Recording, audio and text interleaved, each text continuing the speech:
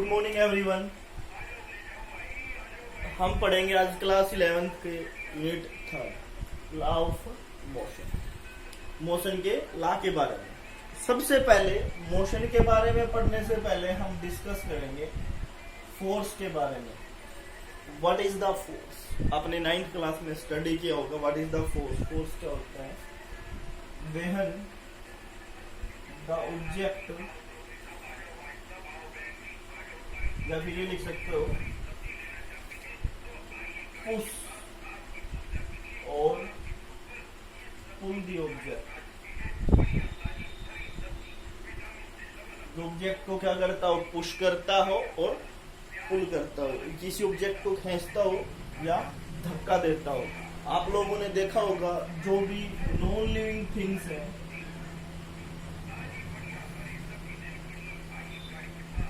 Non living things है, उनको आप क्या करते हो? पुश और पुल करते हो। जैसे आप स्कूल की बात लगा लो, जिस बस में आप बैठते हो, जिस बेंच पे आप बैठते हो, उन सभी को आप पुश या पुल कर सकते हो। मीन्स मान लो आपकी बस खराब हो जाए तो आप उसको पुश भी करते हो या पुल भी करते हो। और बेंचेस को आप क्लास में इधर उधर भी करते हो, तो उसको क्या कहोगे? पुश या पुल। अब बात क्या होती है? पुश और पुल 3 तरीके से होता है। फर्स्ट, अगर कोई चीज रेस्ट में है, कोई चीज मोशन में है, और थर्ड उसकी डायरेक्शन पे, थर्ड उसकी डायरेक्शन पे। भाई कोई चीज रेस्ट में है, कब तक रेस्ट में रहेगी? जब तक हम उस पर फोर्स अप्लाई ना कर दे, एक्सटर्नल फोर्स। क्या ना कर दे? एक्सटर्नल फोर्स अप्लाई ना कर दे। कोई गाड़ी या कोई ऑब्जेक्ट मोशन में है तो रेस्ट में कब होगा? जब तक हम उसको उस पर ब्रेक अप्लाई ना कर दे, हम उसको खुद ना रोक ले। और कोई बॉडी डायरेक्शन में है, इस डायरेक्शन में है, यूनिफॉर्म मोशन में है, यूनिफॉर्म मोशन में है, कब तक रहेगी उसी यूनिफॉर्म मोशन? जिस डायरेक्शन में हम, उसी डायरेक्शन। मान लो ये एक बॉक्स है, ये इस डायरेक्शन में कब तक रहेगा? जब तक हम इस पर या इसकी डायरेक्शन चेंज ना कर दे। कैसे चेंज करेंगे? फोर्स अप्लाई करके। तो फोर्स क्या हुआ? किसी ऑब्जेक्ट को पुल या पुश करते हैं तो वो क्या होगा? फोर्स होगा। हम बात करते हैं अब एग्जांपल्स की। मान लिया एक बॉलर है, बॉल को फेंकता है, जो जिस डायरेक्शन में फेंकेगा उसी डायरेक्शन में चली जाएगी वो। मान लिया एक ये बॉलर है, यहाँ से अपनी बॉल को फेंकता है, इसी डायरेक्शन में जाएगी। कब तक जाएगी? इसी डायरेक्शन में। या जो विकेट कीपर है, जो विकेट कीपर है, जब तक इस बॉल को पकड़ नहीं लेता, वरना ये सीधी चली जाएगी। या कोई बैरियर ना जाए, या कोई रुकावट, कोई भी बैरियर या कोई ऑब्स्टेकल ना जाए। ठीक है, तो वो उसी डायरेक्शन में हो। मैंने कार का एग्जांपल दिया, ये एग्जांपल्स थे फोर्स। अब कुछ डिफरेंट साइंटिस्ट हैं, उनकी डिफरेंट थ्योरी है फोर्स को लेके। अब एक है एरिस्टोटल। एरिस्टोटल ने क्या कहा? किसी ऑब्जेक्ट को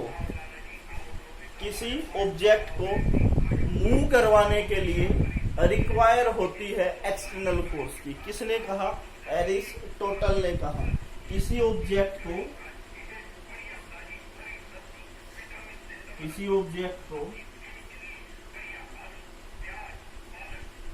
यूनिफॉर्म मोशन में मूव करवाने के लिए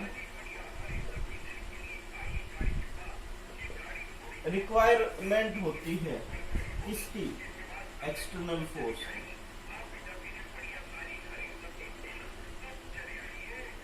मैंने हिंदी में इसलिए लिखा ताकि आपको समझ में आ जाए। ठीक है ना? किसी ऑब्जेक्ट को यूनिफॉर्म मोशन में बनाए रखने के लिए या उसको सेम रखने के लिए हमें एक्सटर्नल फोर्स की रिक्वायरमेंट होती है। ये किसने कहा था? एरिस्टोटल ने कहा था। अब बात करते हैं गैलीलियो। एक और साइंटिस्ट है गैलीलियो गैलीलियाई। बेसिकली हम गैलीलियो से रिप्रेजेंट करते हैं। उसने क्या कहा था, गैलीलियो गैलीलियाई ने 3 कंडीशंस दी थी। Galileo law of inertia, Galileo law of inertia, Galileo ने ये कहा था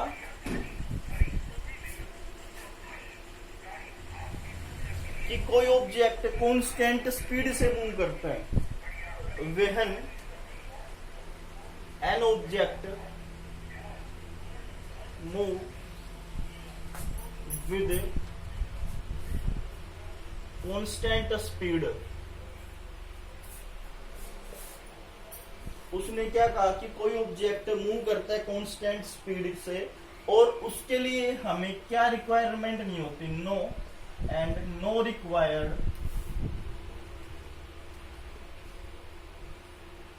फॉर एक्सटर्नल फोर्स।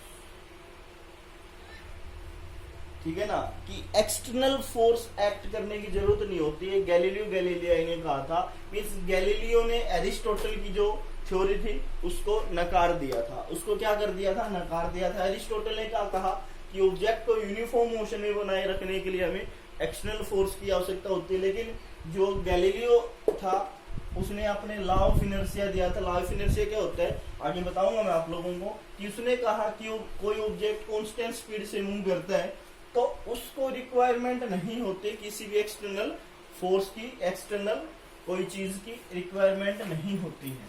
तो उसने अपने 2 एक्सपेरिमेंट दिए थे। एक्सपेरिमेंट मान लो, थ्योरी मान लो, 2 थ्योरी दी थी अब उसने फर्स्ट थ्योरी क्या दी थी कि गैलीलियो एक्सपेरिमेंट जो था, Galileo experiment with single inclined plane, with single inclined plane.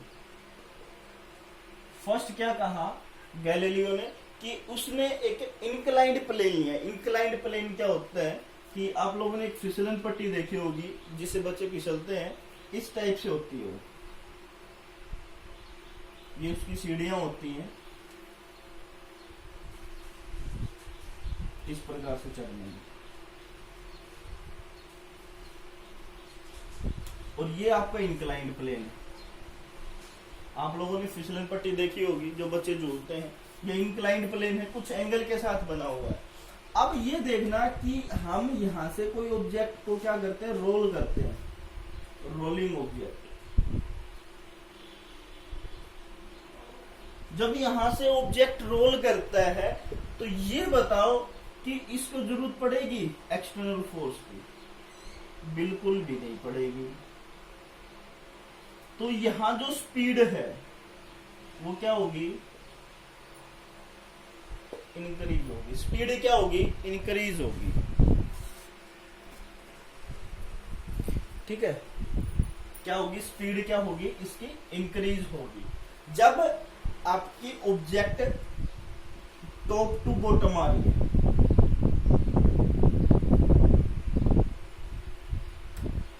अगर हम बात करें सेकंड केस की, ये आपका इस प्रकार बनाया हुआ है। अगर आपका ऑब्जेक्ट यहां से ऊपर की तरफ जा रहा है, यहां से ऊपर की तरफ जा रहा है, तो आपकी स्पीड क्या होगी, डिक्रीज हो जाएगी। स्पीड क्या, डिक्रीज हो जाएगी, कम हो जाएगी। देखो 2 कंडीशंस है। जब ऊपर से नीचे जब आपका कोई ऑब्जेक्ट रोल कर रहा है, मैं एक रोलिंग ऑब्जेक्ट की बात कर रहा हूँ, रोलिंग ऑब्जेक्ट जो सर्कल टाइप में हो, ठीक है ना, वही रोल कर सकता है, ठीक है ना। अब रोलिंग ऑब्जेक्ट तो नीचे की तरफ आ रहा, स्पीड इंक्रीज हो रही है, लेकिन जब वो ऊपर की तरफ जाता है स्पीड डिक्रीज हो जाएगी। थर्ड केस क्या है कि इन दोनों की कंडीशन को देखते हुए गैलीलियो ने बताया कि इन दोनों की स्पीड को देखते हुए गैलीलियो ने बताया कि अगर एक हॉरिजॉन्टल क्या है आपके पास, एक प्लेन सरफेस है, हॉरिजॉन्टल है, उसके ऊपर किसी भी चीज की रिक्वायरमेंट नहीं होती, ना एक्सेलरेशन की ना डी एक्सेलरेशन जिसको आप रिटार्डेड बोलोगे, ना नेगेटिव होता है, ना सब कुछ क्या होता है, पॉजिटिव होता है। तो गैलीलियो ने फर्स्ट बताया, जब फर्स्ट जो एक्सपेरिमेंट था कि गैलीलियो एक्सपेरिमेंट इंक्लाइन के साथ जब उसने अपना वो क्या किया, एक्सपेरिमेंट किया, तो उसने बताया जब टॉप से बॉटम की तरफ कोई ऑब्जेक्ट आता है तो स्पीड इंक्रीज होती है। क्यों? इसने किसके साथ किया था, कांस्टेंट स्पीड के साथ कोई ऑब्जेक्ट मूव कर रहा है, जब आपके पास कोई एक्सटर्नल वर्क ना, एक्सटर्नल फोर्स ना हो। ठीक है, अगर हम बॉटम से टॉप की तरफ ले जाते हैं किसी ऑब्जेक्ट को, रोलिंग ऑब्जेक्ट को, तो स्पीड क्या होती है, डिक्रीज होती है। ये उसने अपने सेकेंड ऑब्जेक्ट में बताया था। अभी इसने एक और एक्सपेरिमेंट किया था अपना, क्या एक और सेकंड एक्सपेरिमेंट किया था। वो एक्सपेरिमेंट किया था Galileo experiment on two inclined plane. Galileo experiment on two inclined plane.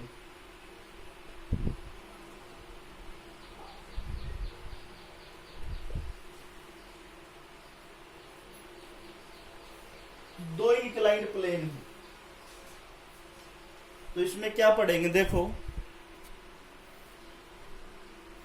ठीक है, तो गैलीलियो ने दो इंक्लाइंड प्लेन लिए हैं इस प्रकार से।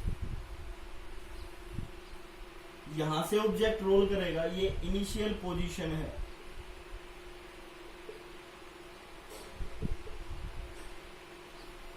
ठीक है, ये नीचे आ गया, ये नीचे आ गया। इस प्रकार से रोल करता करता करता ये सेकंड जो प्लेन है, इंक्लाइंड प्लेन है, उसकी हाइट तक पहुंच जाएगी। देखो, इनिशियल पोजीशन से हमने किसी रोलिंग बॉडी को रोल करना शुरू किया, तो ये जब यहां से रोल करेगा तो ये जो सेकंड जो पोजीशन है, जो सेकंड इंक्लाइंड प्लेन है, उसकी हाइट तक पहुंच जाएगा। ठीक है ना, लेकिन ये उसकी इक्वल हाइट तक नहीं पहुंच पाएगा। जितनी इस ऑब्जेक्ट की हाइट है उस हाइट तक नहीं पहुंच पाएगा, क्योंकि यहाँ फोर्स ऑफ फ्रिक्शन है, फोर्स ऑफ फ्रिक्शन। ठीक है, फोर्स ऑफ फ्रिक्शन है। अगर फ्रिक्शन प्रेजेंट नहीं होता, फ्रिक्शन प्रेजेंट नहीं होता, तो ये इसकी इक्वल हाइट तक पहुंच जाता। अब जब फोर्स ऑफ फ्रिक्शन प्रेजेंट है, तो हमने इनिशियल बॉडी से रोलिंग शुरू करना किया, तो उससे थोड़ा सा जिस हाइट से आपने ऑब्जेक्ट लुढ़काना शुरू किया था या मूव करवाना, रोलिंग करवाना शुरू, उसी से थोड़ी सी नीचे हाइट पर, क्योंकि फोर्स ऑफ फ्रिक्शन प्रेजेंट होता है। कि आप लोगों ने देखा होगा, मैं छोटा सा एग्जांपल देता हूँ इसको समझाने के लिए, फोर्स ऑफ फ्रिक्शन का क्या रोल होता है। कि आप लोगों ने देखा होगा कि आपके घर का जो आंगन है, घर के सामने जो भी आंगन है, वो खुला होता है। जब बारिश हो रही होती है, या बारिश होने के दौरान या बारिश होने के बाद, अगर आपको किसी काम के लिए वहां से जाना हो और जो आपकी स्लीपर्स हैं वो नीचे से फ्लैट हो, तो आपका पैर तुरंत फिसलेगा। पैर यहां से फिसला, रुकना यहाँ चाहिए था, लेकिन रुका यहाँ, क्योंकि वहां उस फर्श पे फोर्स ऑफ फ्रिक्शन नहीं है, फोर्स ऑफ फ्रिक्शन नहीं है। क्योंकि बारिश के कारण जो फोर्स ऑफ फ्रिक्शन है अर्थ के बीच में, और जब आप चलोगे आपकी स्लीपर्स के बीच में फोर्स ऑफ फ्रिक्शन खत्म हो जाए, क्योंकि वो एक टाइप से क्या बन गया, फ्रिक्शन लेस बन गया, फ्रिक्शन लेस बन गया। तो वही यहाँ है, अगर फोर्स ऑफ फ्रिक्शन नहीं होगा तो आपकी बॉडी जिस हाइट से चलेगी लगभग उसी हाइट तक पहुंच जाएगी। अगर फोर्स ऑफ फ्रिक्शन है तो उस हाइट तक नहीं पहुंच पाएगी। ये था इसकी फर्स्ट कंडीशन। अगर सेकंड कंडीशन की बात करें हम, इसी की सेकंड कंडीशन की, सेकंड कंडीशन में क्या है, ये जो हमने इंक्लाइंड प्लेन बनाया था इसको थोड़ा सा हॉरिजॉन्टल टाइप में ले लेते हैं, इस प्रकार से। तो अब क्या होगा, आपका ऑब्जेक्ट जितना हॉरिजॉन्टल बनाओगे ना उतना ही ऊपर चढ़ जाएगा आपका ऑब्जेक्ट, ठीक है ना। अगर आपने बिल्कुल फ्लैट हॉरिजॉन्टल बना दिया, एक तो ये कंडीशन थी, आपने बिल्कुल ऐसे बना दिया इसको, तो ये और आगे तक मूव कर जाएगा, और आगे तक क्या कर जाएगा, मूव कर जाएगा। यही गैलीलियो ने दो इंक्लाइंड प्लेन में कंडीशन दी थी, इन्हीं दोनों को देखते हुए उसने एक्सपेरिमेंट किया। ठीक है ना। अभी हम आगे देखते हैं। नेक्स्ट टॉपिक है बच्चों inertia and it's different type. Inertia क्या होती है? It is the property of a body by virtue of which it can not change itself. कि खुद के द्वारा, इनर्शिया बता रहा हूं, खुद के द्वारा उस प्रॉपर्टी की, उस ऑब्जेक्ट की जो डायरेक्शन है, जो रेस्ट मोशन है, जो मोशन में है, वो चेंज नहीं होगी। खुद के द्वारा वो अपने आप को चेंज नहीं कर सकता। ठीक है। जैसे कोई मेज है, वो खुद के द्वारा कोई भी चीज चेंज नहीं कर, तो उसको चेंज करवाने के लिए किसी ना किसी चीज की एक्सटर्नल फोर्स की नीड होती है। ठीक है ना। उसको क्या कहोगे आप? इनर्शिया। ठीक है ना। कि इट सेल्फ वो चेंज नहीं कर सकता खुद के द्वारा। It can not change by it self. खुद के द्वारा वो चेंज नहीं कर सकता। उसके लिए उसकी टाइप है इनर्शिया ऑफ रेस्ट,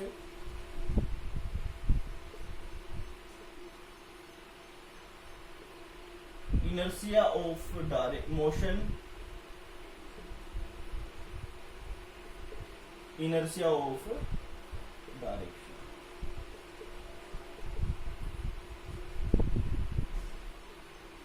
अब इनर्शिया ऑफ रेस्ट की बात करें, पहले टॉपिक की बात कर लेते हैं। किसी tendency, the tendency of a body to remains its position of rest.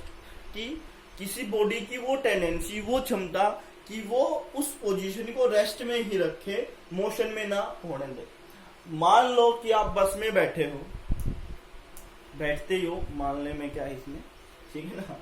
कि मान लो आप बस में बैठे हो, ये आपकी सीट है, ये आपकी बॉडी है, इस प्रकार से बैठे रहते। तो क्या है, जब आपकी बस आगे चलती है, जब आपकी बस क्या करती है, मूव करती है, तो आपका जो नीचे का हिस्सा, ये एक्सपेरिमेंटल चीज है बच्चों, जो ये आपका नीचे का हिस्सा क्या होता है, वो मोशन में रहता है।